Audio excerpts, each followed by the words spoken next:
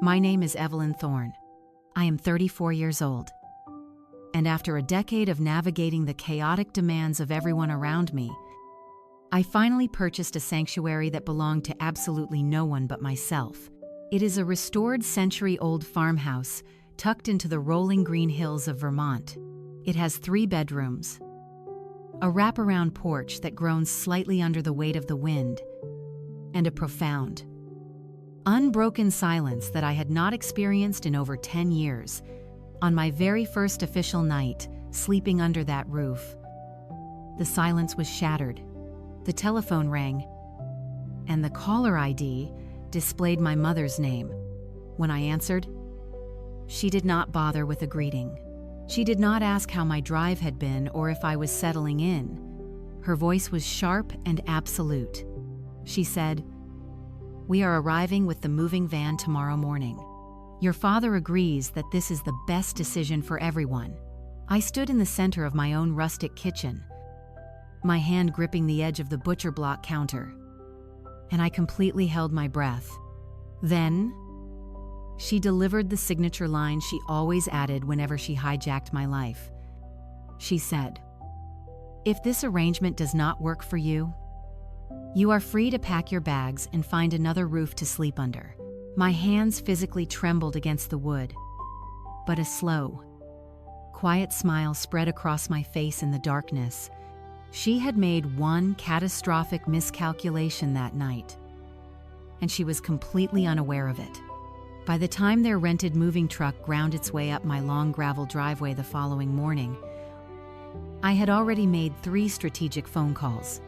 I had also personally invited the exact group of people my mother prayed would never be sitting in my living room to witness her grand arrival. Welcome back to Reclaiming Your Peace, the space where ordinary people finally stop apologizing for existing and start setting the record completely straight.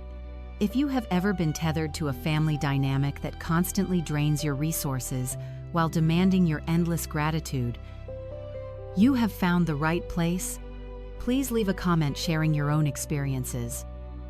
Subscribe to the channel and stay with me for this journey, because what unfolded when that moving truck shifted into park is a sequence of events I will carry with me for the rest of my life. To understand the gravity of that morning, you have to understand the life I left behind. For 10 grueling years, I worked as a senior emergency dispatcher for the city of Chicago. I worked the midnight to noon shifts, locked in a windowless room illuminated only by the harsh glare of computer monitors. My entire career was built on walking blindly into the absolute worst, most terrifying moments of a complete stranger's life and keeping my vocal cords perfectly level. Dispatchers do not have the luxury of panic. We do not freeze. We assess the chaos. We locate the most critical hemorrhage in the situation, and we deploy the exact resources needed to stop the bleeding. I was exceptional at my job. I was so exceptionally good at managing the tragedies of others that I entirely failed to notice I was slowly erasing myself from my own life. During my final week on the dispatch floor, I took a call from a mother whose child had stopped breathing. I stayed on the line for 22 agonizing minutes, walking her through CPR until the paramedics arrived and successfully revived the boy. When I unclipped my headset at the end of that shift, I sat in my car in the concrete parking garage and realized with terrifying clarity that I could not remember the drive to work. I could not remember what I had eaten for dinner the night before. I had spent an entire decade keeping thousands of strangers breathing, and I had completely forgotten to maintain my own pulse. So, I resigned. I did not make a dramatic exit. I did not throw a retirement party.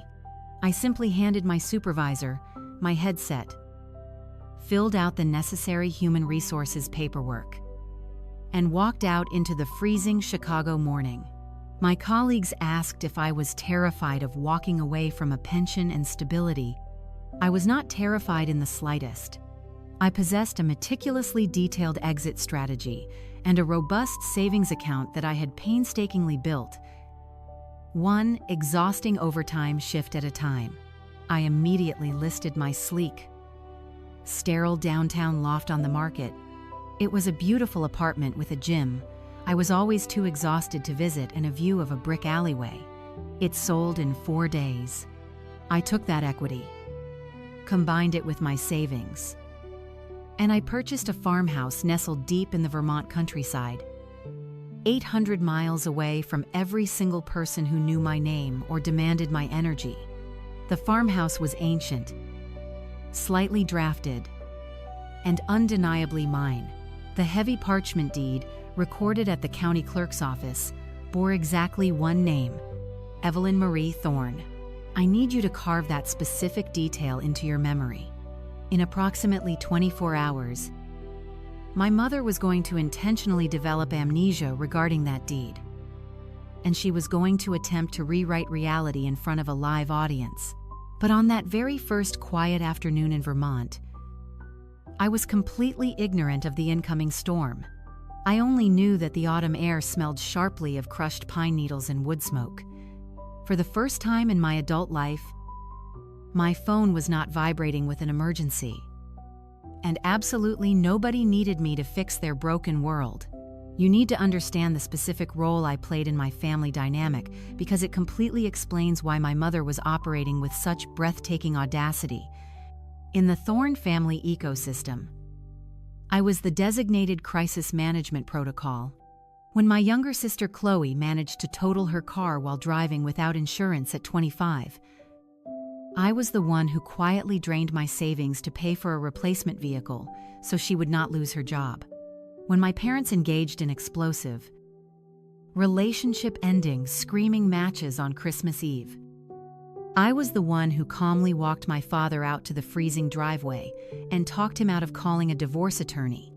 When my great-aunt Sylvia was diagnosed with a terminal illness, I was the one who drove 6 hours every single weekend for an entire year to sleep upright in a stiff hospital chair beside her bed.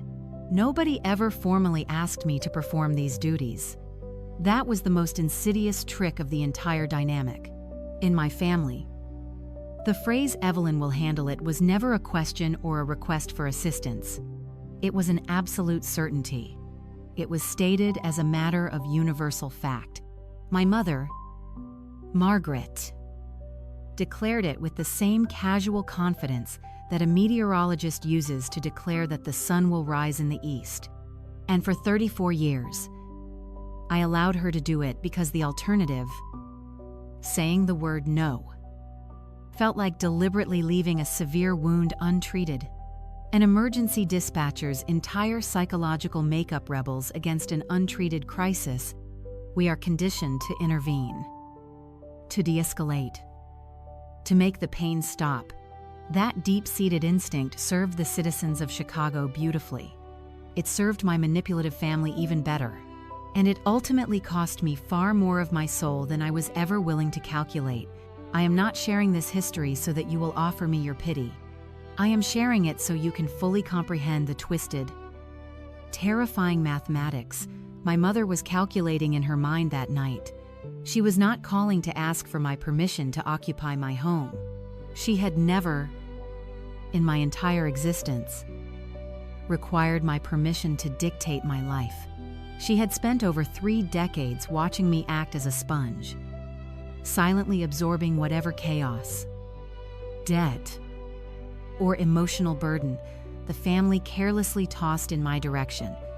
She had every historical reason to confidently believe I would absorb this massive imposition as well.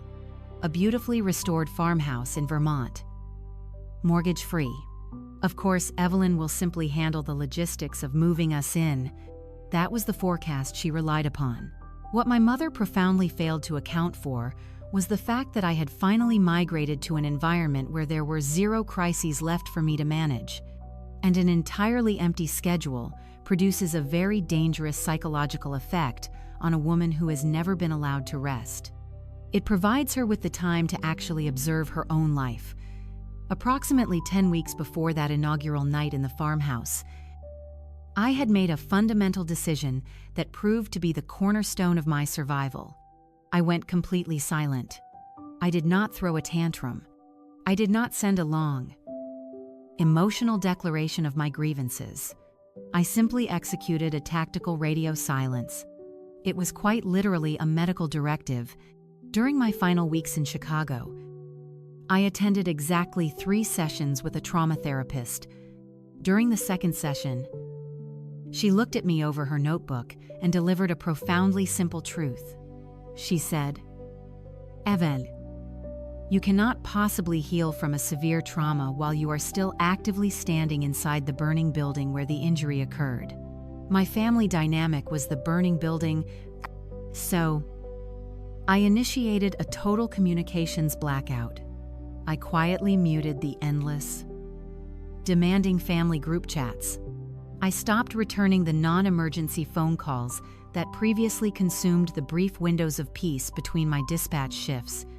When my mother sent her classic, passive-aggressive text messages, demanding I call her the second I had a free moment, I deliberately let 4 or 5 days pass before offering a brief, non-committal reply. And the most shocking revelation of all was that the Earth continued to spin on its axis. The world did not end just because I stepped off the battlefield. I was not attempting to punish my parents or my sister. I was simply a critically exhausted patient finally adhering to her own desperately needed prescription. For 10 glorious weeks, I allowed my nervous system to reset. I took miles-long walks through the city parks. I slept for 8 uninterrupted hours a night. I engaged in the slow, painstaking labor of remembering what my actual personality felt like when I was not bracing for the next incoming disaster. It was the most mentally and physically robust I had felt since before I entered the Emergency Response Academy. But there is a dangerous consequence to initiating radio silence that I had not yet learned. The burning building continues to generate noise even after you have evacuated. I honestly believed my silence was a protective, impenetrable fortress I had constructed around my mind. I did not realize that on the outside of those fortress walls, an entirely fictional narrative about my life was being aggressively broadcasted to people I deeply loved. Inside rooms I was no longer occupying. I did not understand that the longer I maintained my healthy distance, the more rapidly this fictional narrative was calcifying into absolute, unquestioned truth in my hometown. My mother had 10 uninterrupted weeks and a highly captive, gullible audience of relatives. She ruthlessly weaponized both prostate. While I was packing boxes and putting the shattered fragments of my psychology back together, she was busy hosting luncheons. She was actively telling her older sister, her entire book club, and half of my extended cousins that her estranged daughter had finally seen the light. She spun a beautiful, heartwarming tale that I desperately wanted to financially provide for my aging parents. She told them I had generously offered my new Vermont estate to them as a retirement gift. I had offered absolutely nothing of the sort. But it is entirely impossible to defend yourself against a trial you do not even know is taking place. And I was about to have the final verdict drop directly onto my doorstep. Let me describe the farmhouse to you, because it is the only entity in this entire ordeal that never attempted to deceive me. It sat at the termination of a winding dirt road, surrounded by a dense forest of sugar maples and white birches. The wooden planks of the wraparound porch had been weathered to a stunning, silvery gray by decades of harsh New England winters. The kitchen featured massive, exposed wooden beams and solid oak cabinets that a previous generation had stained by hand. They were slightly asymmetrical, completely imperfect, and I cherished them more deeply than any pristine, modern object I had ever possessed. There was a heavy, wooden rocking chair positioned perfectly on the front porch, left behind by the previous owners. I had possessed the physical keys to the property for an entire month, but due to the complex logistics of selling the Chicago loft and coordinating the cross-country transport, I had only just unloaded the final cardboard box from my vehicle that very morning. This was my first true, solitary afternoon on the property. I brewed a cup of strong black tea, walked out to the porch, sank into that wooden rocking chair, and watched the autumn sun cast a brilliant, fiery orange glow across the valley. And for the first time in my adult memory, I fell asleep, sitting completely upright in the fresh air. When I finally opened my eyes, the tea in my mug was ice cold, and the sky had transitioned into a deep, bruised purple. I had not experienced a single nightmare about a panicked caller, a screaming siren, or a flatlining monitor. I had simply experienced genuine, unadulterated sleep. Do you have any concept of how long it had been since I allowed myself to rest without feeling the desperate need to earn it through suffering first?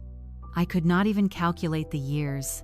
I sat there in the encroaching darkness for a long while, listening to the wind rustling through the birch leaves, and a profound realization washed over me. This is what the exhaustion was for. This is what the sacrifices purchased. Not a trophy to display, but a quiet space to simply exist. I had never inhabited a space that was exclusively mine. During my childhood, my bedroom doubled as the storage unit for my sister Chloe's endless accumulation of discarded hobbies. My initial apartments were always split with noisy roommates to save money. The Chicago loft was purchased during a phase of my career that was so intensely demanding, I essentially used the expensive real estate as an oversized locker and a place to shower. This remote Vermont farmhouse was the very first plot of earth that demanded absolutely nothing in return for its shelter. It simply held my weight. I vividly remember thinking I should pick up the phone and call someone just to declare that I was finally happy. I am eternally grateful now that I kept that joy to myself, because the telephone rang of its own accord mere minutes later, and the voice transmitting through the receiver had zero interest in my happiness. It was solely interested in conquering my territory. The digital screen illuminated the dark porch. It read, "Mom." I tapped the screen and answered the call, utilizing the identical, soothing, accommodating tone I had employed my entire life. "Hello? Mom, is everything all right?" There was no return greeting. There was no pleasantry. "We are arriving with the moving van tomorrow morning," she stated, her words clipping together like military orders. "Your father agrees that this is the best decision for everyone." I actually let out a short, genuine laugh, entirely convinced my exhausted brain had misprocessed the audio. "Moving in where exactly?" I asked, stepping back inside the house and closing the heavy front door against the evening chill. "The farmhouse in Vermont," she replied, utilizing a tone one might use to explain basic colors to a very slow child. "We will be pulling up by early afternoon. Chloe secured the rental truck yesterday." My fingers automatically clamped down on the edge of the butcher block island. "Mom, this is my personal residence. I purchased it with my own money. I live here exclusively." There was a profound, suffocating pause on the line. When she finally spoke again, her voice had transitioned into that flat, aggressively bright frequency she always adopted when she had already finalized a decision in her mind and was supremely irritated that you were still speaking words of resistance. "Evain, we are family." She recited the words like a sacred incantation. Family provides shelter for family when it is needed. I attempted to reason with her. I spoke very carefully, explaining that we had never engaged in a single conversation regarding this topic, that absolutely nobody had asked for my consent, and that I was not running a boarding house. And that is the exact moment she delivered the sentence that will echo in the chambers of my memory until the day I expire. "If this arrangement does not work for you," she said, her voice dripping with absolute venom, "you are free to pack your bags and find another roof to sleep under." Find another roof to sleep under. From my own mother.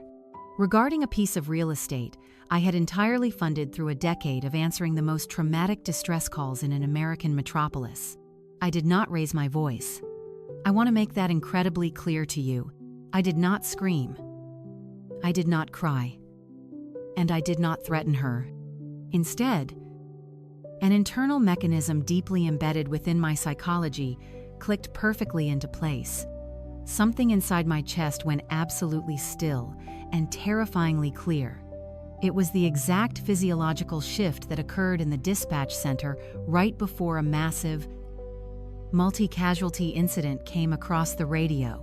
She continued to speak rapidly, outlining which specific bedroom she intended to claim as her own, casually mentioning that my father required the room with the eastern-facing windows for the morning sunlight. She utilized the pronoun we so many consecutive times that the word lost all structural meaning, and not once in her entire monologue did she format a single sentence as a question. Not would it be acceptable if, not could we possibly discuss. It was an endless barrage of we, marching aggressively into the center of my hard-won peace like an invading army. But buried beneath the sheer audacity of her monologue was a specific detail that refused to align with reality. Your father agrees that this is the best decision. My father, Thomas, a perpetually quiet, conflict-avoidant man who had practically made a religion out of never expressing a strong opinion. The idea that he had enthusiastically signed off on seizing his daughter's property was structurally impossible. I interrupted her logistical planning. I told her I needed to process this information and would return the call shortly. I pressed the end button before she could protest. Then, I pulled out a wooden bar stool and sat down at the kitchen island to strategically analyze the situation. Here is the segment of the narrative I am least proud to admit. But it is the segment that will likely resonate most profoundly with many of you listening. My immediate, deeply ingrained physiological instinct was to fix the crisis, not to fight the invader. To fix it, my thumb was literally hovering nervously over her contact name in my phone, fully prepared to initiate a call back and smooth the jagged edges of the conflict. I caught my brain actively drafting the compromises. Maybe I could let them stay for just a transitionary month. Maybe I could convert the downstairs office into a temporary suite. Maybe I could simply absorb the impact and make it function. Maintain the fragile peace. Remain the daughter who flawlessly handles every disaster. 34 years of conditioned reflexes were firing simultaneously across my nervous system, screaming that the fastest, most efficient route out of this crushing anxiety was to simply surrender and grant them exactly what they demanded. I sat there in the dim light of the kitchen, staring at my own trembling hand, holding the phone, and I violently forced myself to stop the spiral, triage the situation first. I commanded myself out loud. The sound of my own authoritative voice in the empty room helped anchor me. You do not apply a tourniquet to a wound you have not thoroughly examined. That was the cardinal rule of emergency response that had saved countless lives. Observe the entire scene before initiating action. Identify the actual source of the bleeding. So, I placed the phone face down on the cold wood of the butcher block, and I began to interrogate the genuine facts of the scenario. Precisely as I would interrogate a frantic caller whose story contained logical inconsistencies. Why was this happening at this exact moment? Why was she operating with such terrifying certainty? Why was she confidently deploying the phrase "your father agrees" when my father possessed the decision-making capacity of a shadow? Why was a massive moving truck already secured and loaded on a mere 12 hours' notice? When normal functioning adults schedule interstate logistics weeks in advance, none of these data points synthesized into a spontaneous, desperate idea born out of a sudden emergency. These data points synthesized into a meticulously orchestrated, long-term campaign. A campaign that had been operating in the shadows for a significant duration without my knowledge. And as I dissected the timeline, one specific detail agitated me more than the rest of the absurdity combined. Chloe secured the rental truck yesterday. My chronically unemployed, perpetually dramatic younger sister who had not maintained a steady job in 18 months and was currently sleeping in our parents' guest room, was suddenly acting as the logistical coordinator for a massive interstate relocation. I flipped the phone back over. I selected Chloe's contact and initiated the call. Chloe answered on the 5th ring. The background audio revealed the distinct sounds of reality television, indicating she was lounging in our parents' suburban home. Evelyn, she answered, her speech pattern rushing much too quickly. Look, before you start lecturing me, I am not trying to get involved in the drama. I am not initiating a lecture. Chloe, I responded, keeping my vocal tone operating at a smooth, unthreatening frequency. I merely have a logistical question. Mom mentioned you secured a rental truck. There was a sharp pause on the line. Yeah, for the relocation. What relocation? Chloe, another pause. Significantly longer this time. I could almost hear the gears grinding in her head as she calculated exactly how much of the truth she was required to divulge. Do not make this a weird, toxic situation. Evain. She finally deflected, adopting her usual defensive posture. Literally everyone already knows about the arrangement. This has been the finalized plan for weeks. Literally everyone already knows. I maintained my professional dispatcher cadence. Knows what? Exactly. Chloe, please be specific. That you are permanently relocating Mom and Dad into my personal residence. She huffed loudly into the microphone, a curl of resentment woven into the sound. Yes, obviously, and honestly, everyone in the family is incredibly relieved. It has been an absolute nightmare managing them around here lately. They need this fresh start. I asked her to clearly define who she meant by everyone in the family. She rattled off a list of names with the casual ease of reading a restaurant menu. Aunt Vivian, Cousin Sarah, Cousin Jessica, the pastor at their church, the neighbors down the street. Mom informed all of these individuals of this plan. I stated, ensuring I had the facts correct. Mom did not just inform them. Evelyn. Chloe snapped back, her patience thinning. You generously offered the property to them. Do you have amnesia? I had generously offered absolutely nothing. I had not even dropped a vague hint that could be misconstrued as an offer.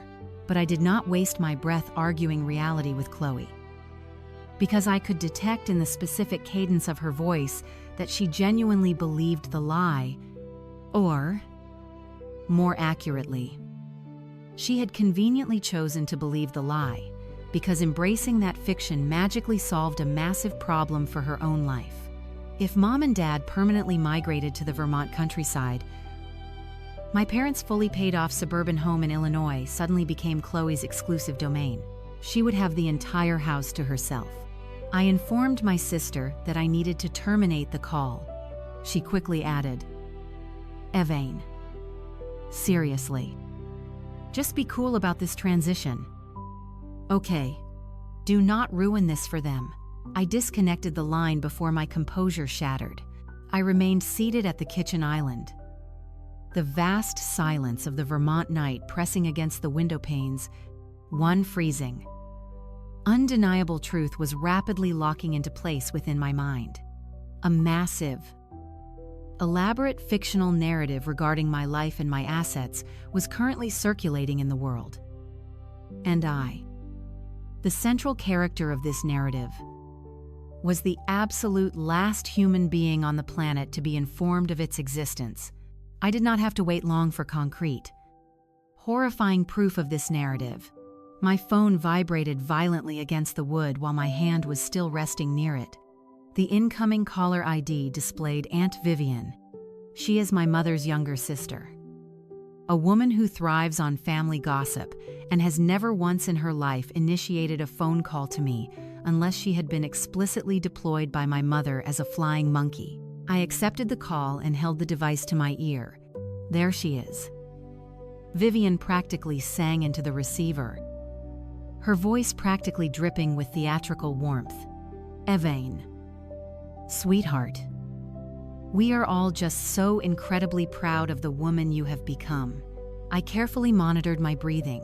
"What exactly are you proud of, Aunt Vivian?" I asked, keeping my tone light and conversational. "Stepping up to the plate like this for the family," she gushed enthusiastically. "Taking your dear parents into your new beautiful home. Heaven knows it is a monumental burden to ask of a young woman, but family provides for family in their twilight years. And you have always possessed the largest, most forgiving heart. Family provides for family." There it was again. The exact same manipulative psychological phrasing my mother utilized, being passed down the family phone tree like a contagious virus. I asked Vivian, maintaining an incredibly gentle, unbothered tone, when exactly she believed I had formally offered to take my parents into my home. Vivian laughed brightly, assuming I was making a modest, self-deprecating joke. "Oh, stop it, Evan. Your mother proudly told the entire family about your generous offer months ago. She said the two of you had all the logistics perfectly ironed out. She said you desperately wanted them close by in Vermont so you could look after their health as they age. Months ago, I had signed the final closing documents for this farmhouse exactly 4 weeks prior. I had physically moved my belongings across state lines that very afternoon. The heavy manila folder containing the finalized real estate closing documents was currently sitting in a cardboard box less than 10 feet away from where I was sitting. I posed one final, surgically precise question to my aunt. I asked it with the same gentle neutrality I would use to ask a distressed caller to verify their street address without inducing panic. "Aunt Vivian, did Mom explicitly tell you that I freely offered the house? Or did she mention that she asked me for permission to move in?" There was a microsecond of dead air on the line, the very first structural fracture in the facade. "Well," Vivian responded, her speech suddenly slowing as she searched her memory. "She stated very clearly that you offered the property to them." "Yes, that is precisely what she told everyone." I thanked her sincerely for reaching out. I told her that I loved her. Both of those statements were entirely factual. I did not hold Vivian responsible for the deception. Then, I disconnected the call, placed the phone down, and finally comprehended the terrifying magnitude of the situation I was facing. This was not a simple, tragic misunderstanding born out of miscommunication. A misunderstanding occurs when two rational adults remember the details of a mutual conversation differently. This scenario was a highly calculated, aggressive public relations campaign. My mother had taken a completely fabricated event, an event that never occurred in any dimension of reality, and she had marched it door to door, relative to relative, until the fiction hardened into undeniable fact in the mouths of everyone I knew. I had less than 12 hours to systematically dismantle the lie. The truly disturbing aspect of this realization was that I was not entirely shocked. The longer I sat in the silent kitchen analyzing the data, the more clearly I recognized the architectural blueprints of this specific manipulation. My mother had been successfully executing this exact same psychological play my entire existence. She had merely never attempted it with stakes this astronomically high. Her methodology was always the same. She never directly asked for permission. She unilaterally made an announcement. And then she leveraged the crushing social pressure of the surrounding crowd to do the heavy lifting of forcing my compliance. When she decided she wanted my university graduation celebration to be held at her suburban house instead of the downtown restaurant I had selected, she did not ask if I was amenable to a change of venue. She simply informed all 50 extended relatives that the party was at her residence, mailed out custom invitations. And by the time I discovered the ambush, refusing to attend would have meant publicly insulting 50 people who had already purchased plane tickets and gifts. When she decided I needed to act as the financial guarantor for Chloe's exorbitant student loans, she did not ask me if I was comfortable assuming the debt. She informed Chloe that the problem was handled, told her to enroll in the classes, and subsequently presented me with the complex banking paperwork while my sister sat beside her, gazing at me with desperate, hopeful eyes. To say no in that specific moment was to be the monstrous villain who personally crushed her sister's educational dreams in front of an audience. My mother was a master architect of building invisible rooms constructed entirely of crushing social expectation. She would then position me directly in the doorway of those rooms and silently dare me to walk away and accept the title of the heartless antagonist. And her strategy had functioned flawlessly every single time because I possessed a fatal flaw. I historically cared far more about preventing the emotional pain of others than I cared about preventing my own exploitation. That specific dynamic defined my entire life story in a single sentence. And I had never viewed the machinery of that dynamic so clearly until I was sitting entirely alone in a remote Vermont farmhouse, 800 miles outside the blast radius of the crowd. And precisely in that moment of clarity, the counteroffensive began to form in my mind. I did not possess all the tactical pieces yet, but I understood the fundamental physics of the battlefield.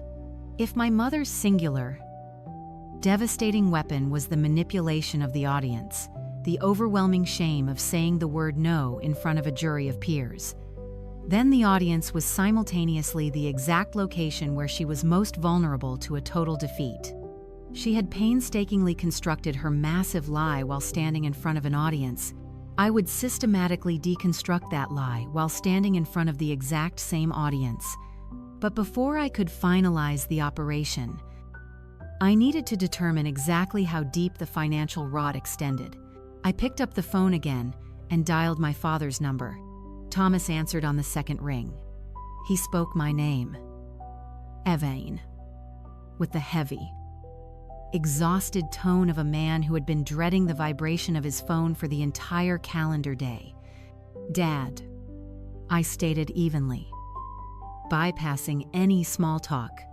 "Mom just informed me that you agreed to the plan of permanently moving into my private residence tomorrow." I heard a long, ragged inhalation of breath through the speaker. My father is not inherently an evil or malicious man. He is a profoundly tired, broken man. He is a man who has spent 40 years of marriage actively choosing to let my mother make the loudest, most aggressive decisions simply so he could avoid the exhaustion of arguing with her. "Your mother formulated a comprehensive plan, Evan," he replied quietly, his voice lacking any conviction. "Dad, that statement does not answer my question. Did you or did you not agree to hijack my home? We are currently navigating a very tight financial corridor." "Sweetheart," he murmured, and his voice visibly cracked with shame on the word tight. Things with the retirement portfolio did not pan out the way we had projected. I pressed him for the necessary details. I asked him exactly how catastrophic the financial situation was. He refused to answer the inquiry directly. Instead, what he confessed was infinitely more tragic. "Your mother handles all of the real estate and banking matters," he said softly, a tone of complete surrender in his voice. "I stopped asking questions years ago. I just signed the documents wherever she points her finger." And there it was. The complete, devastating truth regarding my father, perfectly encapsulated in 2 sentences. He had not enthusiastically told my mother the arrangement was fine because he had carefully evaluated the morality of stealing my sanctuary. He had told her it was fine because he had completely abdicated his responsibility to review the documents he was signing a decade ago. I felt a surge of pure, white-hot anger rise in my chest, but I relied on my dispatcher training to let the emotion pass completely through my system like a sudden electrical current. I did not let it dictate my actions. The anger was acknowledged, and then it was managed. "Dad," I asked, my voice dropping to a near whisper to ensure he heard the gravity of the question. "Did Mom explicitly tell you that I offered this house to the two of you?" Another prolonged, painful pause. "She told me that the two of you had worked out all the complicated details between yourselves. We absolutely did not," I stated, slicing through the fiction with absolute certainty. He went completely silent. Then, almost too faintly to be registered by the microphone, he uttered a single syllable. "Oh." It was a profound, devastating "oh." It was the sound of a small, dim light bulb finally illuminating a room he had deliberately kept shrouded in darkness to protect his own fragile peace. We disconnected the call, and I immediately stood up and walked toward the stack of cardboard boxes in the hallway to locate the closing documents.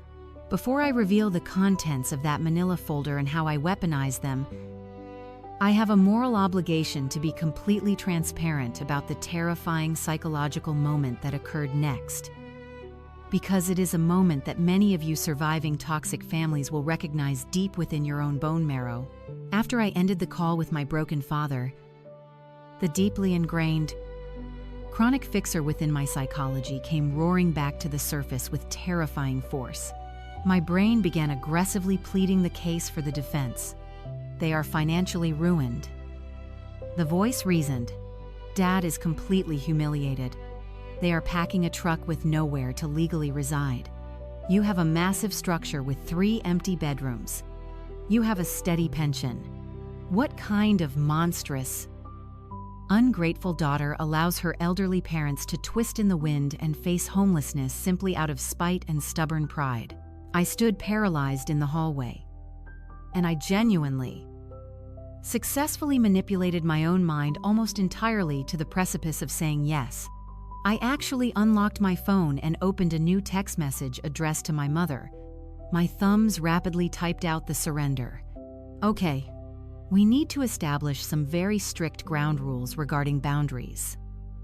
But okay, you can come."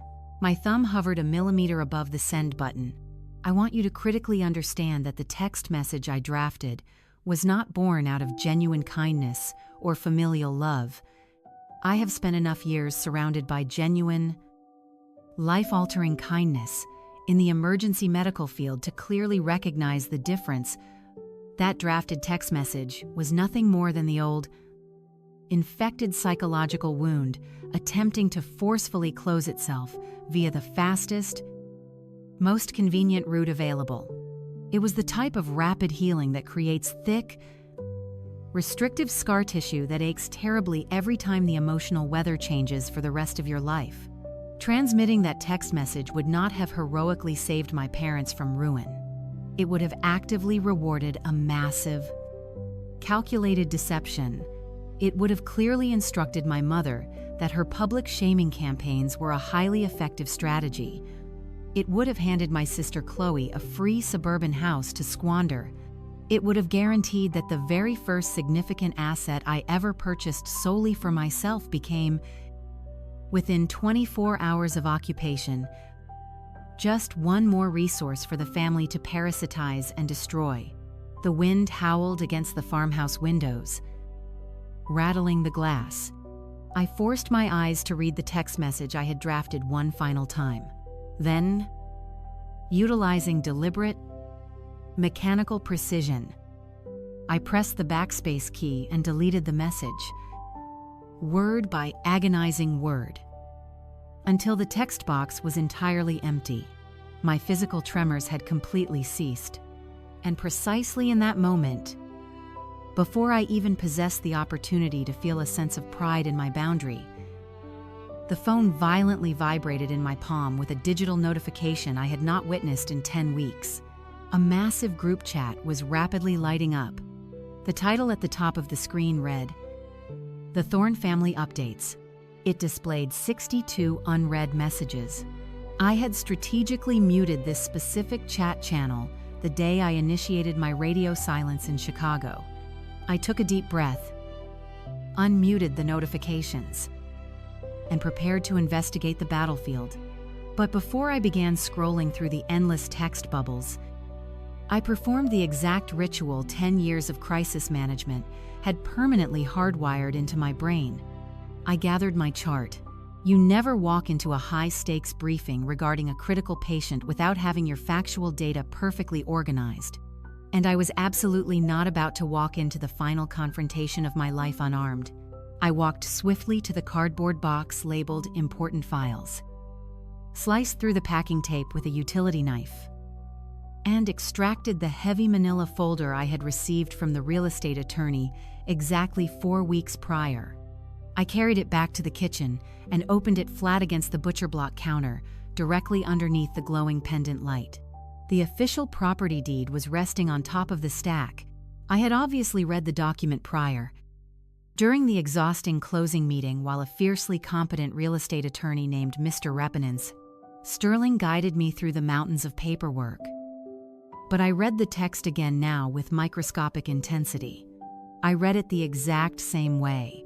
A surgeon reads a critical lab result that will dictate whether they amputate a limb or attempt to save it.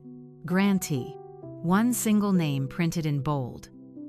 Black ink. Evelyn Marie Thorne. Not Evelyn and Margaret. Not Evelyn or Thomas. Not the Thorne Family Trust. One isolated, legally binding name. Mine.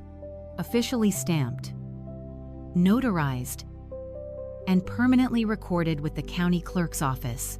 I stood perfectly still, absorbing the absolute legal weight of that single line of text for several minutes, and a profound, immovable foundation settled deep within my core that no magnitude of maternal guilt could ever possibly dislodge. This Vermont farmhouse was not an abstract emotional concept. It was not a familial favor I owed due to bloodlines. And it was certainly not a polite kindness that I could be psychologically shamed into surrendering. It was a concrete, unyielding legal reality with my specific name attached to the coordinates, recorded in a government courthouse. And absolutely no fabricated fairy tale told over cheap wine at a suburban book club could alter a single syllable of that legal reality. I recalled Mr. Sterling's heavy, embossed business card, which he had securely paperclipped to the inner flap of the folder. I unclipped the card and placed it carefully on the counter, where it was immediately accessible.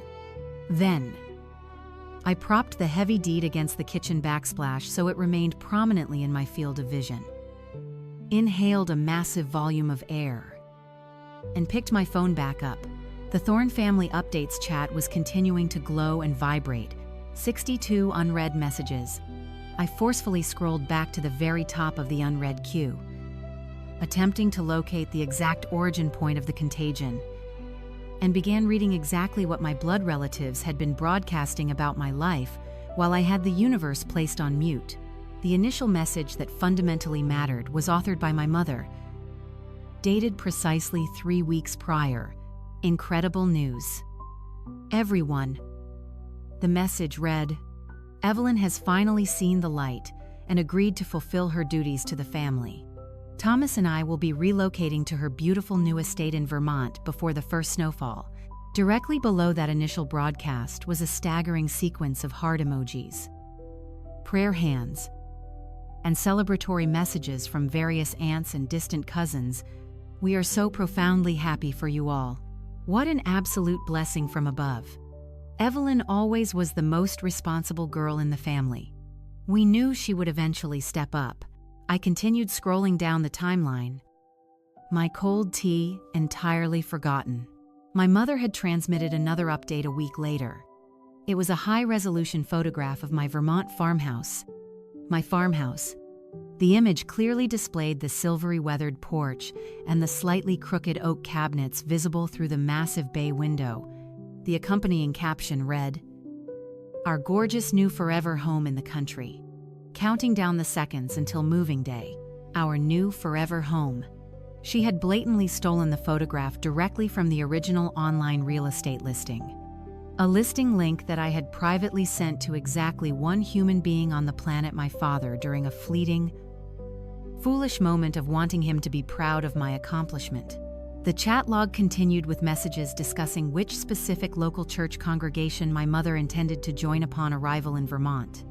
There was a message from a cousin inquiring if the property possessed enough acreage to construct a guest house for Chloe in the future, just in case she needs a place to land while she gets her life together. The cousin noted, there was a message from Aunt Vivian, reiterating her previous sentiment. Evelyn is such an angel to assume this massive financial burden for her parents. And then, located near the very bottom of the chat history, was the specific message that caused the solid hardwood floor to temporarily tilt beneath my feet. My cousin Clara had uploaded a digital screenshot. It was a Zillow real estate listing. It featured my parents' house, the sprawling brick suburban home I had grown up in. The home that still retained the faint pencil marks on the laundry room door frame, documenting my childhood height, and brutally stamped diagonally across the photograph in massive, screaming red letters was a single laver. Devastating phrase, pending sale. The text message accompanying the screenshot read, "Huge congratulations to Aunt Margaret and Uncle Thomas on securing the sale of the house so quickly. Onward to the beautiful mountains of Vermont." I stared at the glowing pixels and read the words 3 consecutive times to ensure my brain was not hallucinating. My parents had not merely formulated a theoretical plan to move into my home. They had aggressively listed their suburban property on the market, secured a buyer, accepted an offer, and established a finalized closing date. They had systematically burned the entire bridge behind them, doused the ashes in gasoline, and were currently standing at the jagged edge of a terrifying cliff that terminated directly at my front door. They were betting every single physical asset they possessed in the world that my psychological conditioning would prevent me from ever letting them fall into the abyss. My mother had not called to ask me for a spare bedroom. She had announced to the entire known family tree that I had already gifted them a sprawling estate. She had rapidly liquidated the only shelter they currently owned, and she had meticulously engineered a scenario where there was exactly one socially acceptable response available to me. Total capitulation. Yes. I slowly lowered the phone to the counter. My physical tremors had entirely vanished. My hands were as steady as carved marble. I remained seated in the silence for a profound length of time, allowing myself to thoroughly absorb the massive, terrifying architecture of the trap before making a single tactical decision. This was not a tragic scenario involving 2 panicked, vulnerable senior citizens with nowhere left to turn. That was the pathetic, sympathetic narrative my brain had nearly attempted to rescue an hour earlier. That was the narrative that almost resulted in my parents acquiring a permanent set of keys to my front door. This was something infinitely colder, more calculating, and deeply predatory. My mother had observed my desperate attempt at healing. She had noted my hard-won silence. She had analyzed the single greatest financial achievement I had ever secured for myself, and she had simply viewed it as available real estate. She had recognized a golden opportunity to permanently solve her looming financial insolvency, using my future as the currency. And she possessed such absolute, unshakable confidence in her ability to manipulate my guilt that she literally sold the roof over her head, based entirely on a fabricated promise I never uttered. She did not ask me if she could share my home. She commanded the universe that I had already surrendered it. And then, she manifested that reality using the only methodology she knew, by making the alternative outcome utterly unthinkable. If I uttered the word no tomorrow morning, I was no longer merely declining an inconvenient request. Within the intricate narrative structure she had built, if I said no, I was a vicious, ungrateful monster forcefully throwing her homeless, destitute parents out into the freezing streets entirely out of malice and selfishness. That was the official headline that 62 text messages had unanimously agreed upon. And for one final, agonizing minute, The ghosts of my old fears wrapped their icy fingers around my throat. Then, the grip shattered, and the ghosts evaporated permanently. Because I finally comprehended the actual rules of the rigged game I had been losing since childhood. My mother's singular, devastating weapon was the perception of the audience. The crushing weight of the shame only functioned properly because the audience explicitly believed her fabricated version of events and had never been exposed to mine. She had spent 10 weeks methodically loading that weapon with ammunition. But a psychological weapon of that magnitude contains a fatal design flaw. The barrel points in both directions. Every single individual she had lied to was an individual who possessed the capacity to hear the objective truth. She had conveniently gathered and primed my jury for me. All I was required to do was summon them to the exact same room, at the exact same hour, and completely shatter my radio silence. I knew the exact temporal coordinates of that hour. It would be high noon tomorrow. The exact moment the rental truck crossed the property line. I want to pause the narrative here because I know with absolute certainty that some of you listening are currently sitting with that exact same terrifying, suffocating knot tightening in your stomach right now. It is the knot that aggressively whispers that if you enforce your boundary, you instantly become the villain of the story. I felt that exact same knot while standing inside a fortress I had purchased with 10 years of responding to traumatic emergencies. If any toxic presence in your life has ever attempted to convince you that protecting your peace is an insult to their existence, please stay with me through the next sequence of events. Hit the subscribe button, and let's continue. Because this is the exact precipice where the entire war was decided. A fundamental psychological shift occurred within my architecture after I placed that phone on the counter. For 34 years, I had instinctively asked myself the exact same question every time my family demanded a piece of my soul. Am I being selfish? It is a perfectly reasonable question to ask a growing child to teach them empathy. It is an absolute death trap when weaponized against a functioning adult. That night, standing under the glow of my asymmetrical oak cabinets, I permanently retired that question. I replaced it with a significantly different inquiry. One I had never permitted myself to ask aloud in my entire existence. What exact reality do I want tomorrow to look like? And the answer manifested so rapidly, and with such overwhelming, tranquil clarity, that I almost laughed into the empty room. I wanted the objective, undeniable truth in the room. The entire, unfiltered truth. Before I constructed the tactical plan, I rigorously verified that the concrete foundation beneath it was structurally sound. Because an emergency dispatcher does not deploy a fleet of ambulances based on a vague guess, I cast my memory back to the closing meeting in Chicago.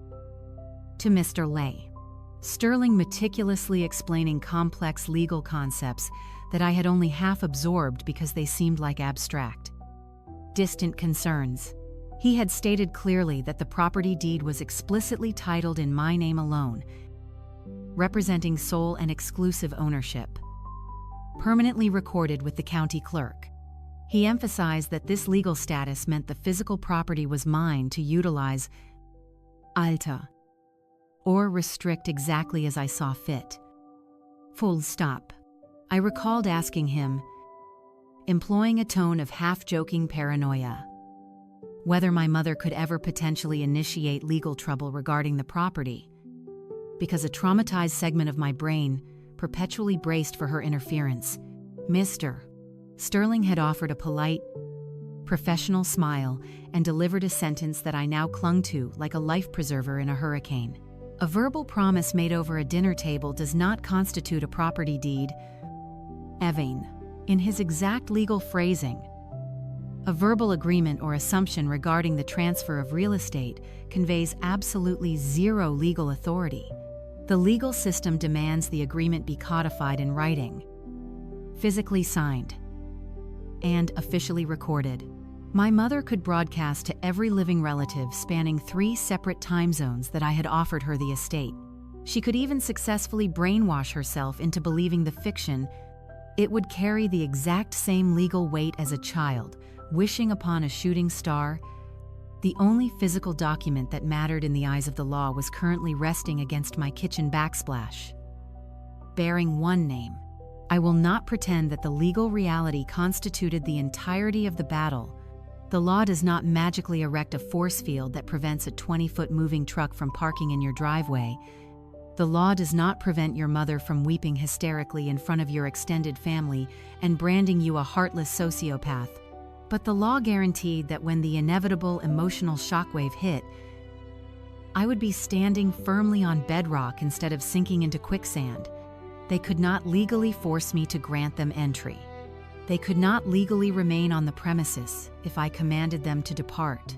Everything occurring past the property line was simply my mother's preferred arsenal, the manipulation of the crowd, the weaponization of shame, the theatrical performance, and I had finally decoded the exact algorithm required to turn that arsenal back upon its creator.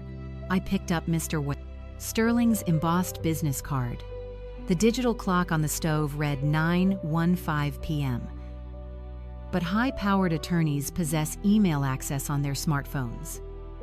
And I was preparing for a very long night of logistics.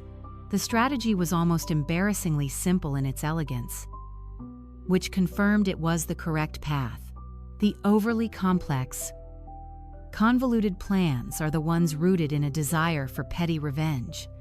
This operation was not about revenge. This operation was the equivalent of a severe medical dressing change.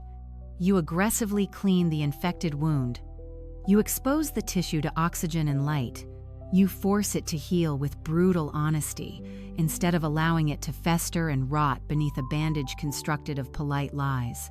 My mother had engineered her entire tactical position while standing on a stage in front of a captive audience that had only ever been exposed to her specific script. Therefore, my countermeasure was simple. I would ensure that the audience was exposed to my unedited script, located in the exact same room, at the exact same hour, with the physical, legally binding documents resting in the center of the table. There would be no screaming matches, no emotional accusations that she could subsequently twist into evidence of my mental instability. There would only be the cold, hard, indisputable truth laid out completely flat, while the individuals she had systematically deceived sat in comfortable chairs and watched her attempt to argue against a notarized property deed. The absolute brilliance of the strategy was that I did not need to employ a deceptive trick to gather the audience. I would invite them using the exact same truth.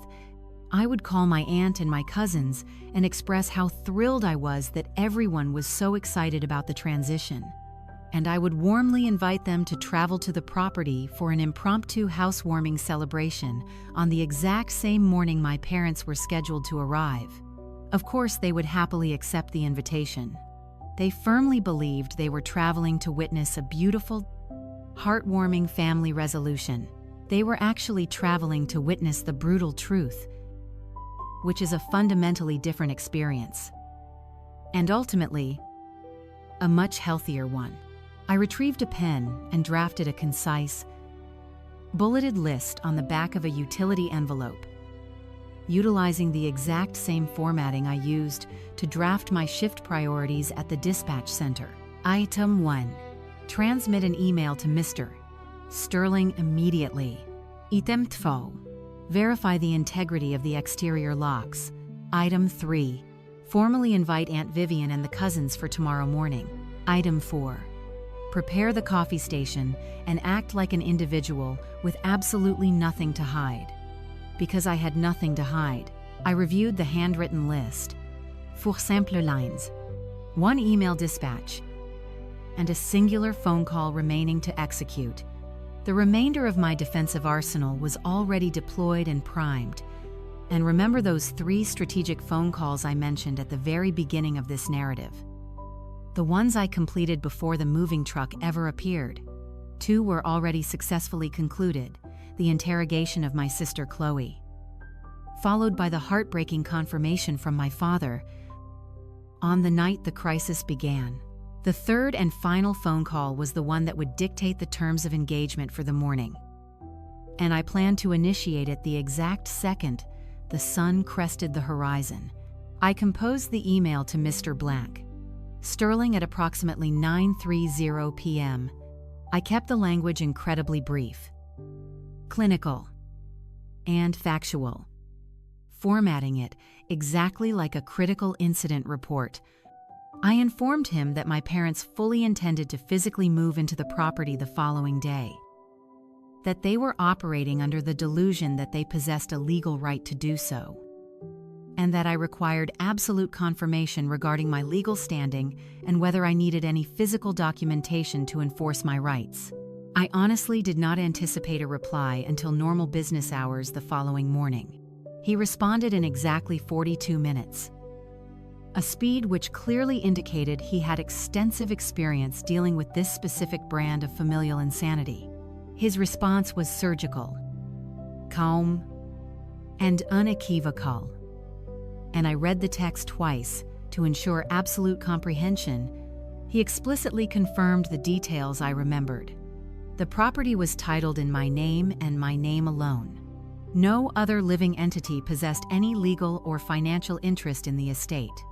A verbal claim, regardless of who uttered it, or how vast an audience they had broadcasted it to, conveyed absolutely zero property rights. He stated in stark legal terms that I was under zero legal or moral obligation to grant anyone entry into the residence. Furthermore, he clarified that any individual who crossed the threshold and subsequently refused a direct verbal command to leave would be occupying the space without authorization, a scenario that the local authorities have very specific actionable protocols for handling. Then, he generously offered a tactical asset I had not formally requested, but was immensely grateful to acquire, and he stated that if it would de-escalate the situation, he was willing to draft a concise, formal letter on his law firm's official, watermarked letterhead. The letter would explicitly confirm my sole legal ownership of the property, providing me with a physical document to present on demand. Sometimes, he noted at the bottom of the email, combative relatives will aggressively argue with a daughter, but they will rapidly retreat when presented with documentation from a retained attorney. I replied immediately, yes, please, and thank you for your time. By 10:45 p.m., a single-page PDF document materialized in my inbox. It contained my full legal name, the county parcel identification number, the official recording date, and 2 exceptionally dry, legally binding sentences confirming that the estate belonged exclusively to me and that no other party maintained any valid claim. I routed the document to the small, wireless printer I had set up in the spare bedroom. I retrieved the warm page and slid it into the manila folder, positioning it directly behind the original property deed. 2 pieces of paper, one generated by a county courthouse, one generated by a corporate law firm. They were incredibly quiet pages, yet they were about to become the loudest, most devastating objects in the entire house.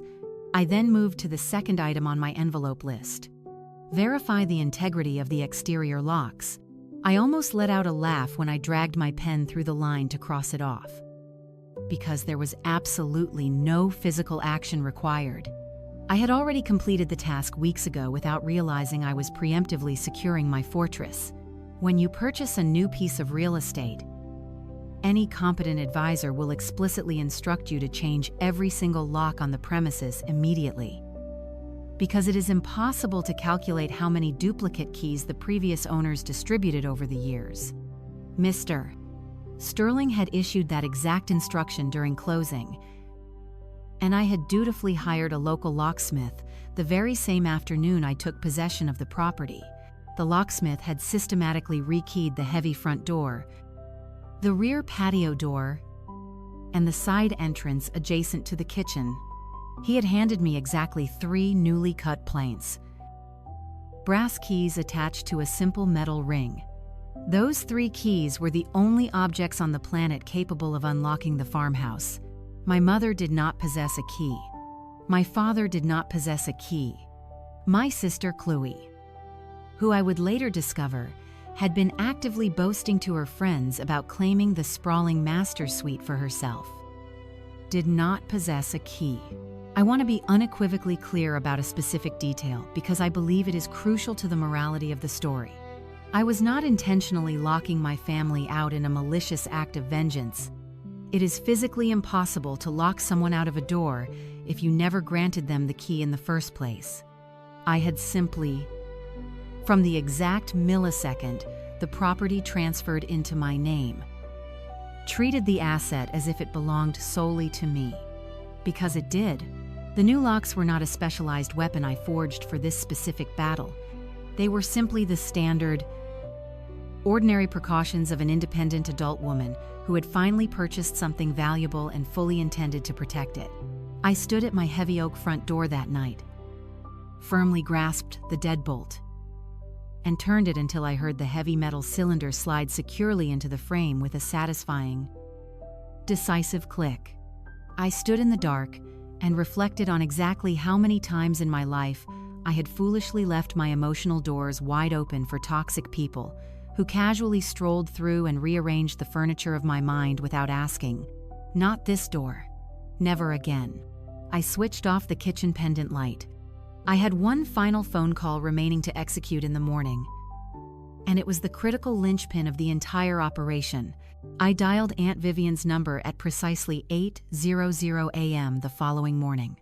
It was early enough to intercept her before she began her daily errands, but late enough to avoid appearing frantic or suspicious.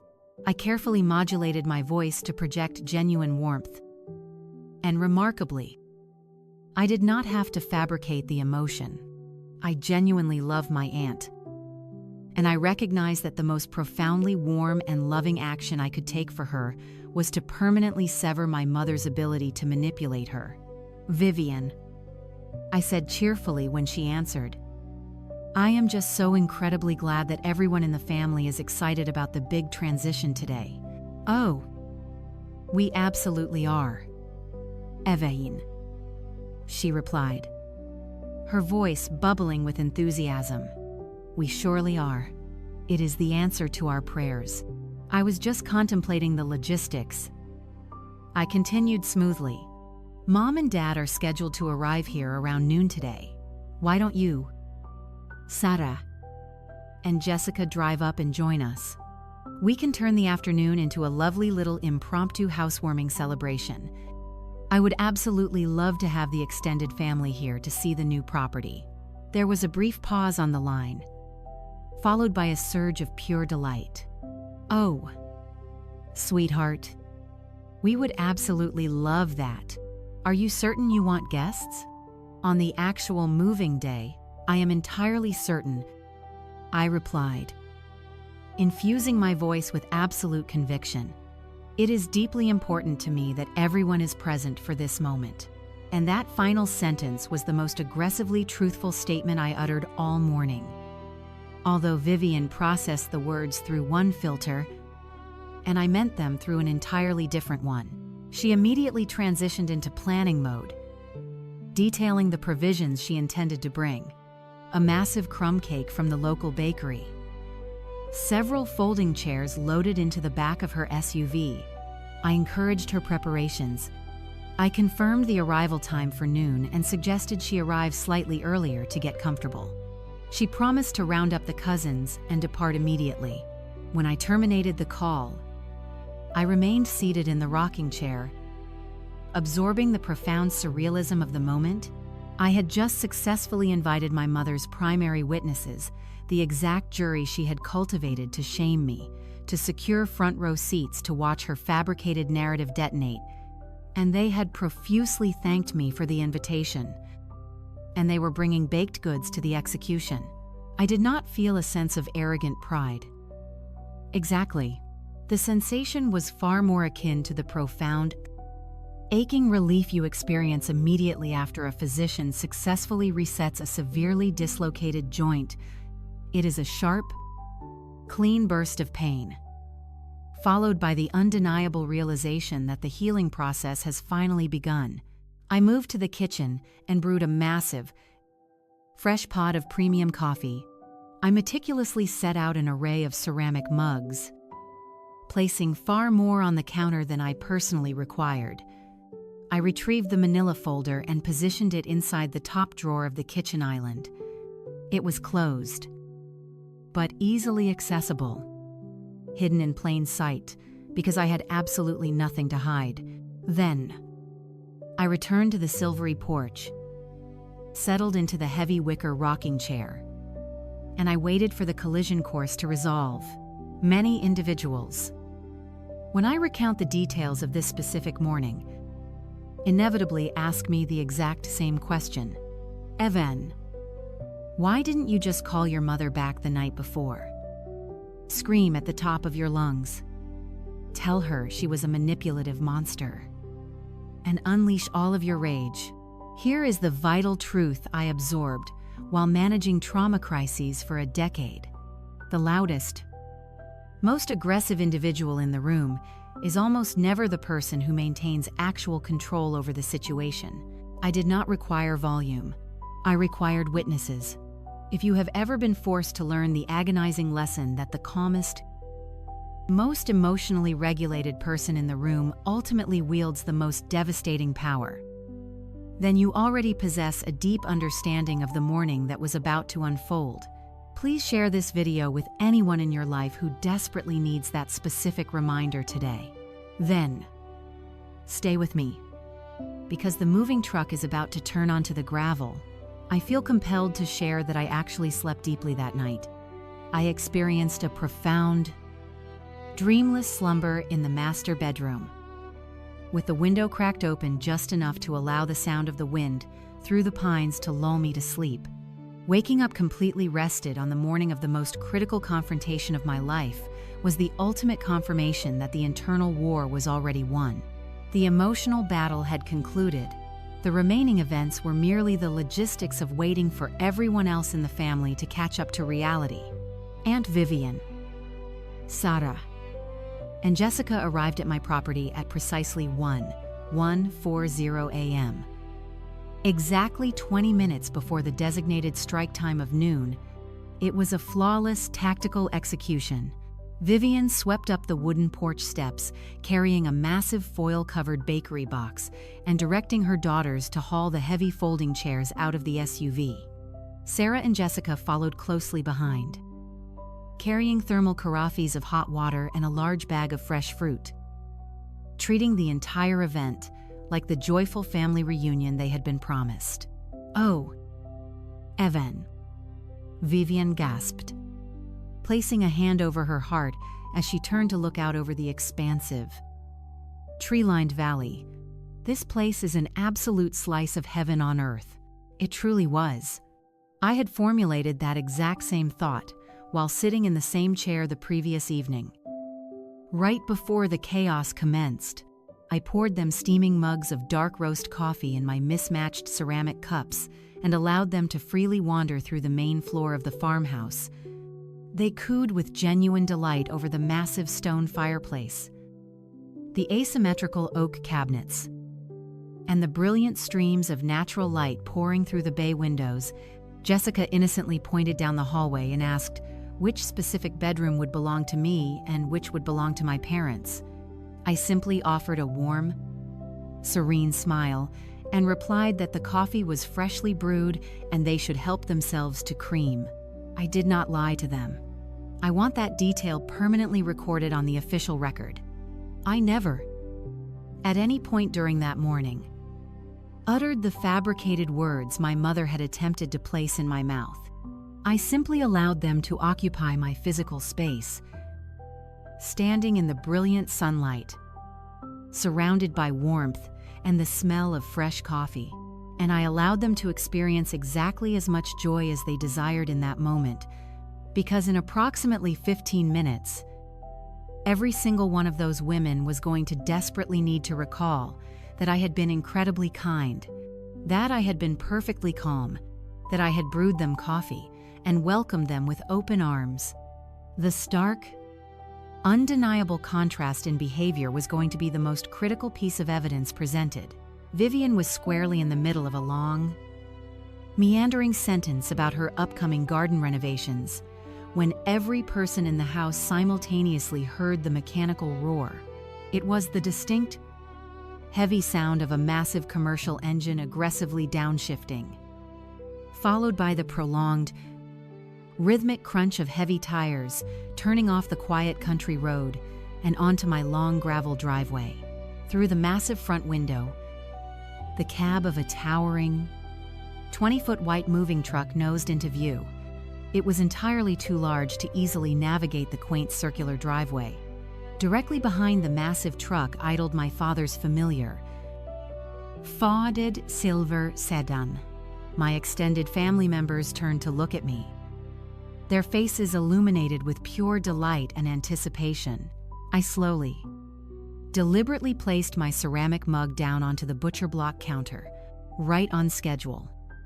I announced softly, I must meticulously describe the exact sequence of how they exited those vehicles, because their body language communicates absolutely everything you need to know about the false reality my mother believed she was stepping into.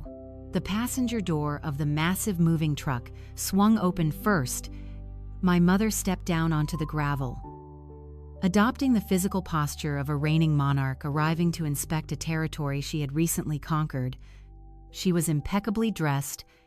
She wore perfectly pressed slacks, her expensive pearl earrings, and her hair had been professionally set.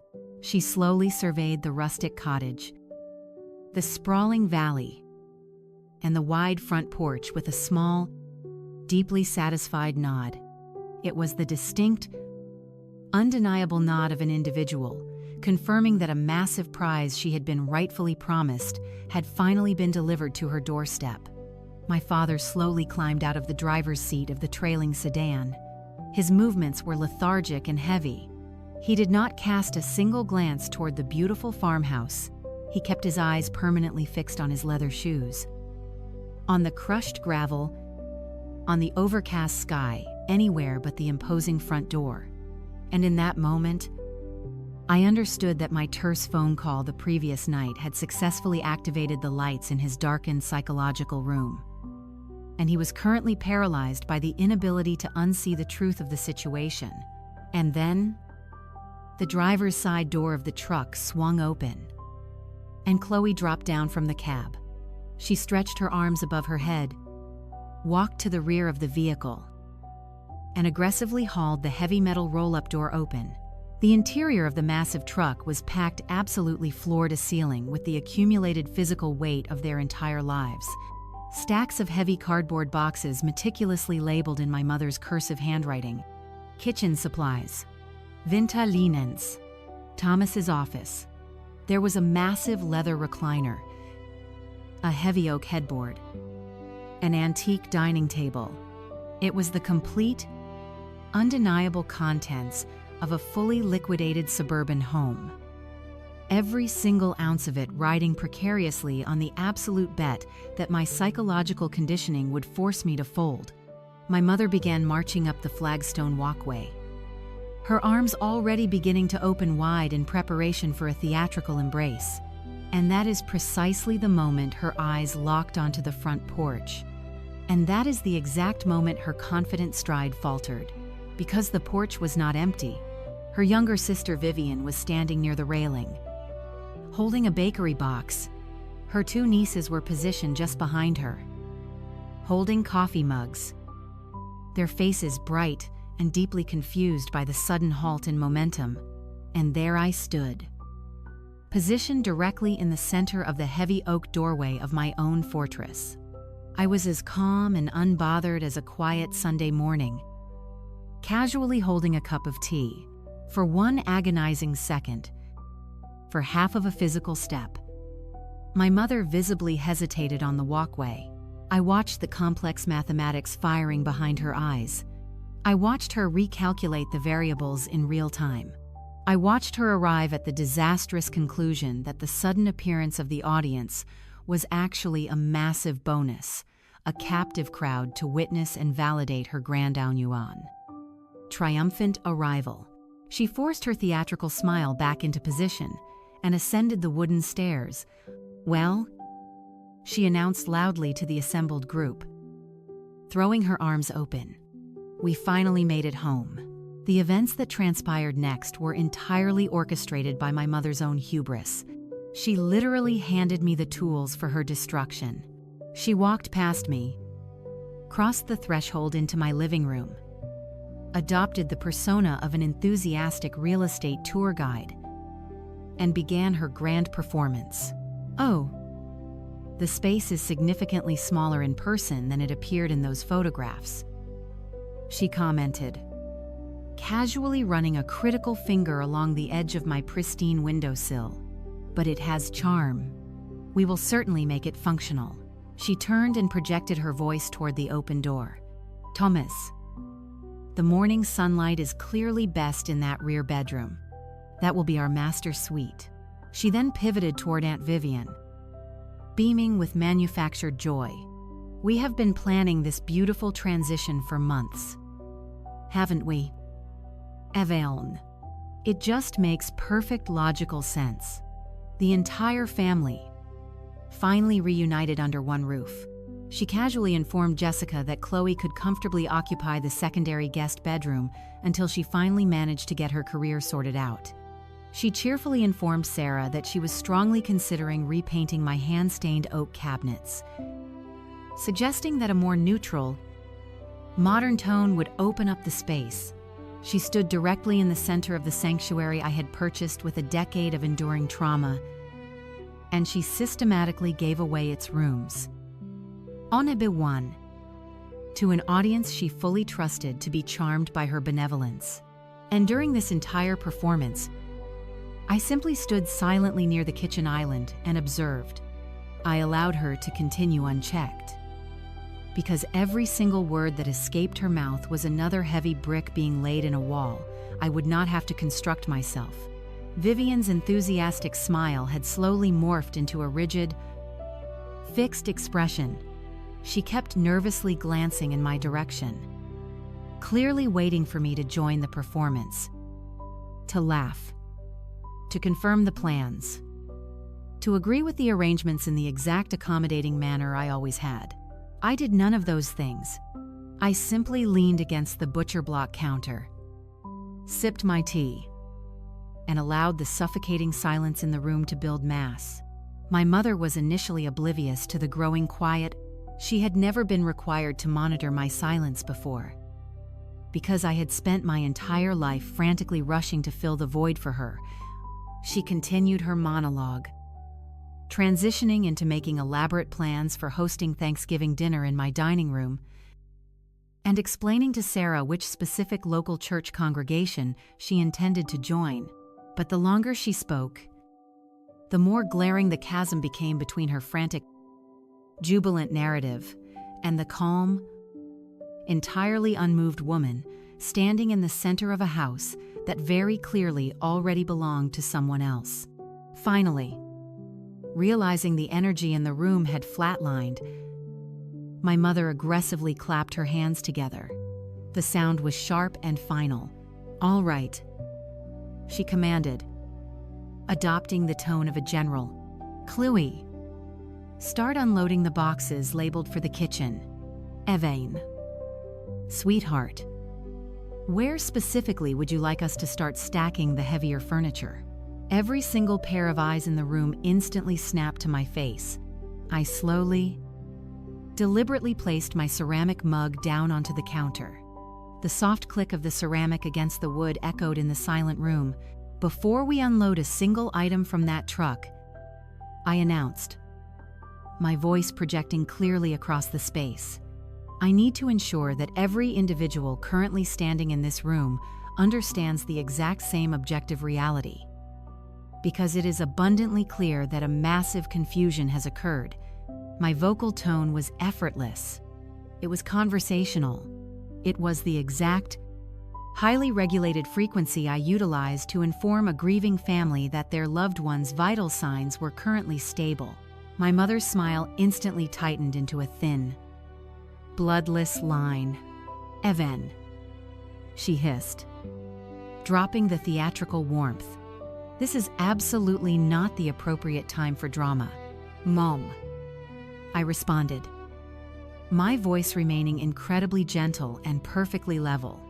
"Please, tell everyone assembled here again. Repeat the exact story you have been circulating. What specific terms did I agree to?" She blinked rapidly, momentarily stunned by the direct confrontation. "We discussed all of this.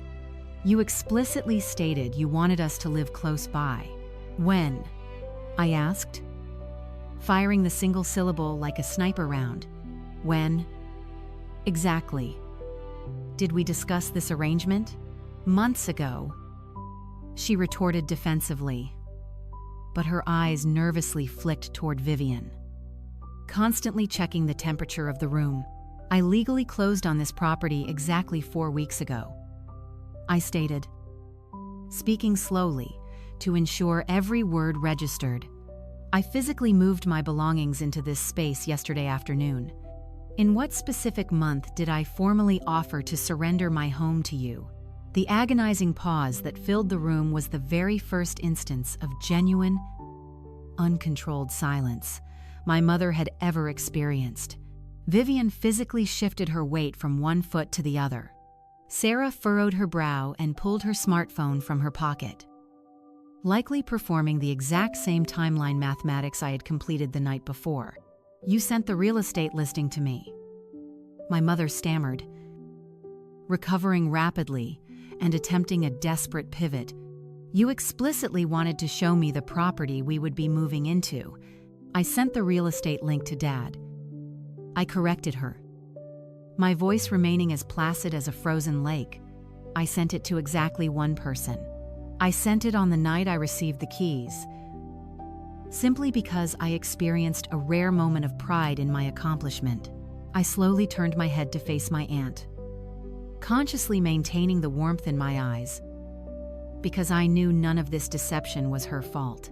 "Aunt Vivian," I asked gently, "when Mom informed you that I had offered to surrender this house, did you ever, at any point in time, hear those words come directly out of my mouth?"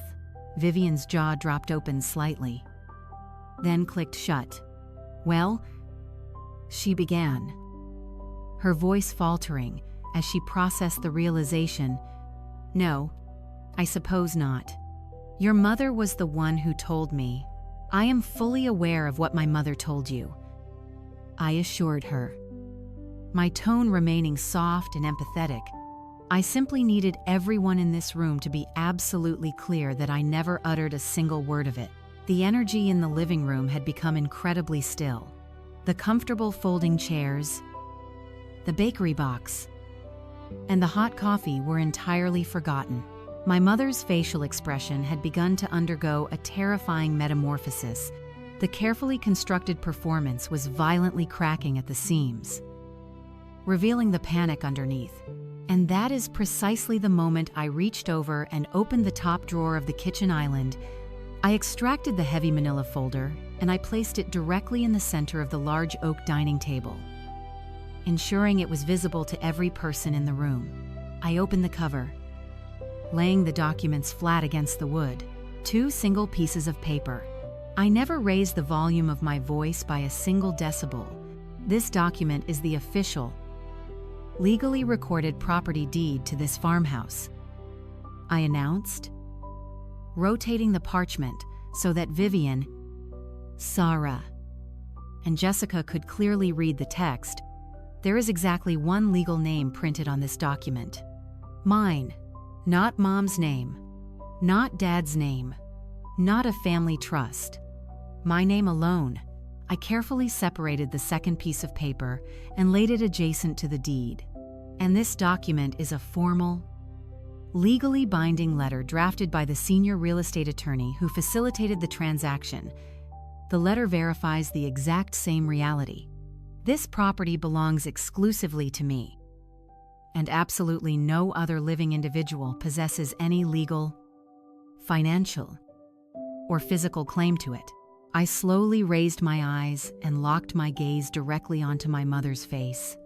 I maintained a vocal frequency as steady and unrelenting as the tide. A verbal promise fabricated at a suburban book club does not constitute a legal property deed. Mom, you are free to tell the entire population of Illinois that I offered you this estate. You are even free to believe the delusion yourself. But your narrative does not magically transfer the ownership of a single brick of this foundation out of my name. For the duration of one agonizing suspended heartbeat, absolutely nobody in the room inhaled oxygen. And then, the pressure completely overwhelmed the containment vessel, and my mother violently exploded. After every single sacrifice we made for you, she shrieked, her voice skyrocketing in pitch and fracturing wildly. You would intentionally throw your own flesh and blood out onto the freezing street, in front of our own family. I birthed you. I sacrificed my entire youth to raise you. And you stand there clutching a worthless piece of paper. She was incredibly loud now. She was projecting at a volume that caused Sarah to physically flinch backward. Her face had flushed a deep, mottled crimson, and tears of absolute rage were spilling down her cheeks. The perfectly pressed slacks and the elegant salon hair were entirely forgotten in the wake of her feral panic. We literally sold our house. Evan, she screamed, gesturing wildly toward the window. We have absolutely nowhere else to go. Is this what you desire? To completely humiliate us? To throw your parents away like discarded garbage? She desperately needed me to match her chaotic energy. She needed me to elevate my volume, to scream back, to lose control and become the unstable, ungrateful, hysterical daughter that her fabricated narrative required me to be. I absolutely refused to participate. I simply stood firmly planted in the center of my own home, my hands calmly folded in front of me, and I allowed the entirety of her emotional hurricane to crash helplessly against my impenetrable quiet. And the longer I remained perfectly silent, the louder, more frantic, and incredibly small she appeared, until eventually, the only individual performing a theatrical meltdown in that room was her, and the captive audience she had meticulously gathered to witness my public shaming was instead witnessing her complete psychological unraveling. You did not sell your suburban home because of my actions, I stated calmly, waiting until she paused to gasp for air. You aggressively sold your home before you ever bothered to ask me a single question. There is a massive, fundamental difference between those two realities, and every single person standing in this room can clearly see that difference now. My mother stared at me, her chest heaving violently with exertion, and she finally asked the one question she had never endured in my 34 years of life, been forced to ask me directly. So, she choked out, her voice trembling with genuine terror. What exactly are we supposed to do now? The entire room held its collective breath, waiting for my response, and I delivered the only answer that perfectly aligned with the architecture of the universe she had constructed. I returned the exact same words she had weaponized against me on the phone the previous night. I delivered them utilizing the exact same, even, unbothered tone she had used, returning her cruelty to her in pristine condition. If this arrangement does not work for you, I said, looking her dead in the eyes, you are free to pack your bags and find another roof to sleep under. The silence that followed that sentence was absolute and total. It was the silence of a vacuum. Aunt Vivian slowly, mechanically lowered the bakery box onto the dining table as if the cardboard had suddenly become made of lead. Chloe, who had been hovering nervously in the front doorway, clutching a box marked kitchen supplies, slowly bent her knees, deposited the box onto the floorboards, and did not attempt to retrieve another one. My father had quietly entered the room and collapsed into one of Vivian's folding chairs without anyone noticing his arrival. He sat with his elbows resting on his knees, his face buried deeply in his hands. My mother frantically scanned the faces in the room, desperately searching for her loyal allies, the manipulated crowd she had cultivated, the chorus that had always reliably bullied me into submission on her behalf. On B1, they actively refused to meet her gaze.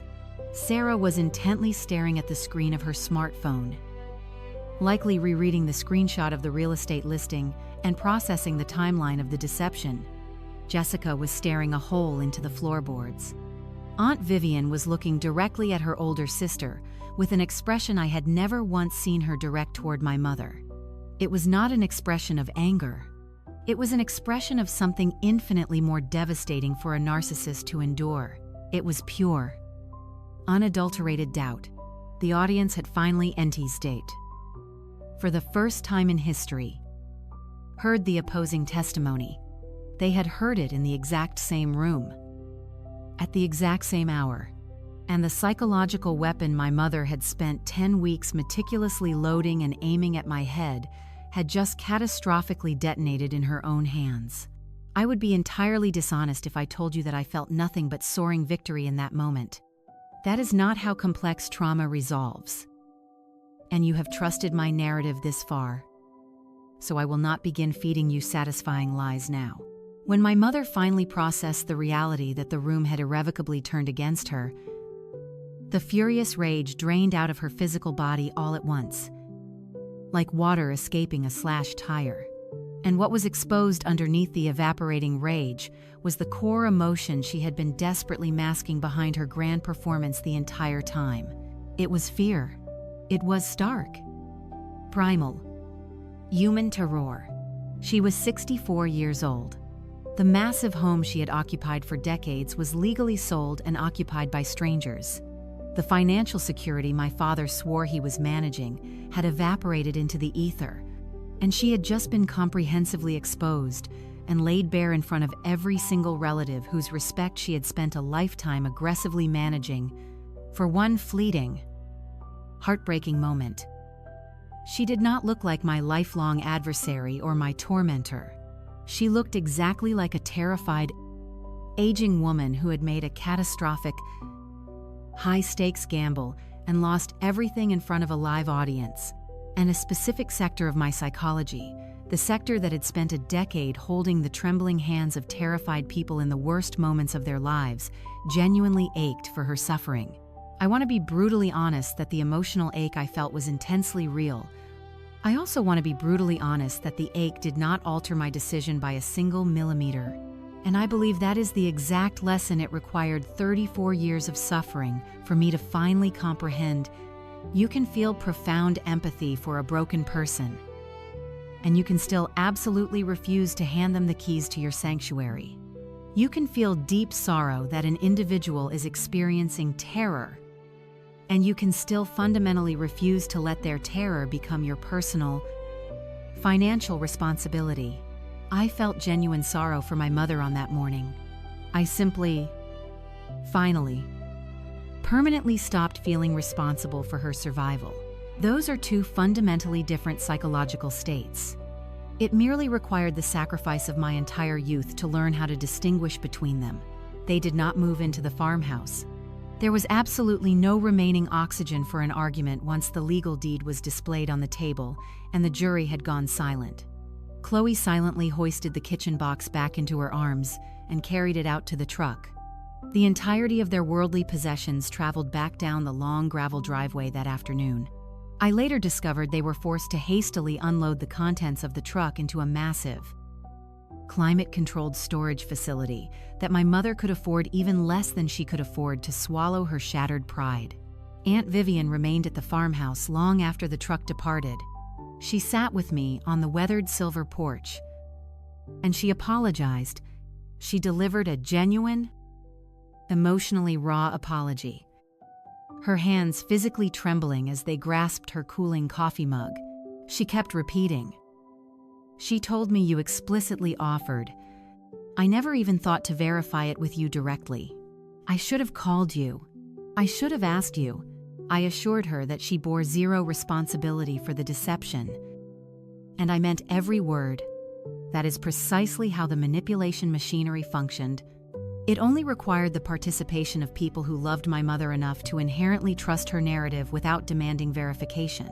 Within a month, my parents were forced to sign a lease on a modest 2-bedroom apartment located near their old suburban neighborhood. It was the exact type of practical, affordable housing they could have seamlessly transitioned into from the very beginning. The exact type of housing that did not require the hostile takeover of anyone else's assets, but rather required them to accept the reality of their own financial choices. Chloe, suddenly realizing that the sprawling suburban basement was no longer a guaranteed safety net, was finally forced to secure employment.